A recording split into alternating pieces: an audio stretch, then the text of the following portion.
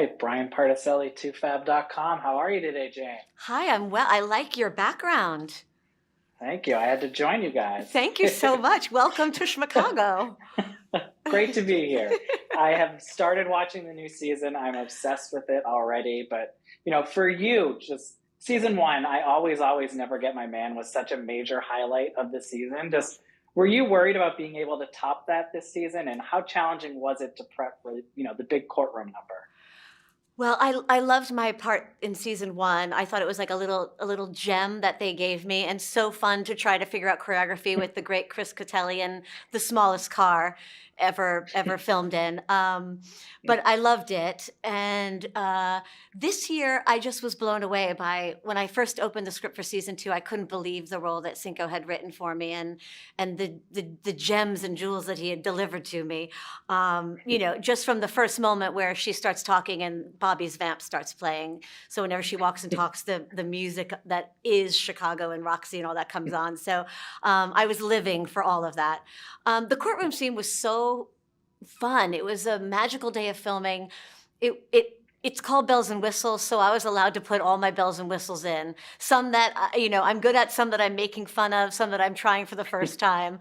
But it was really special, and I'm so thankful for such a great number. And, how was it doing like the trapeze stuff? Did you have experience with that? No, I have never done trapeze before. He had written that she enters from the ceiling on a trapeze, and then that was what it was supposed to be. And I said, well, can I try to do a few tricks? Like, can I go and learn some while we're still in rehearsal? And so they sent me to a local trapeze school, and I tried to do whatever tricks I could learn before we got to filming. And I was thrilled. Like, that stuff is where I live. Like, fly me anytime. Fly me to the moon. I'm there. It looks so good. And, you mentioned that you have this entrance music, which is great. Just how fun is it to play a character like Bobby and to be, a gender flip Billy Flynn?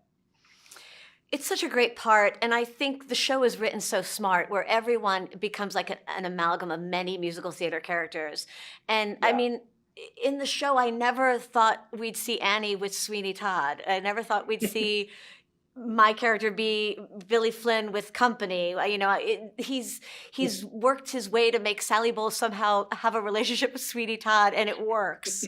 And so it's kind of it's a world all unto itself, but magical to anyone who loves musical theater. And I think you'll love the show if you don't know musical theater, but if you do know musical theater, you're going to love it on a whole nother level.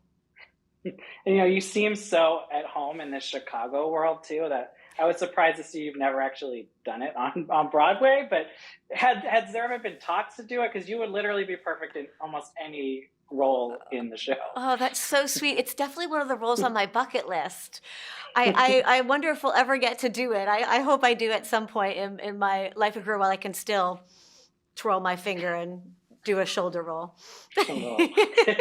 And last question I have for you is, if we get a season 3, and I hope we do, what is maybe a show you'd love to tackle from the 80s or 90s? I don't know. It's such a hard question to see where we would go. I mean, obviously, we could. I was in some of those shows in the 80s and 90s. Yeah. So I could self-spoof many of the musicals I've already been in.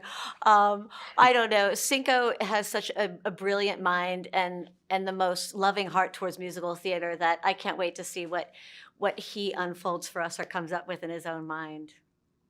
Same. Well, thank you so much for your time today, Jane. Pleasure to meet you. Such a pleasure. Thank you so much.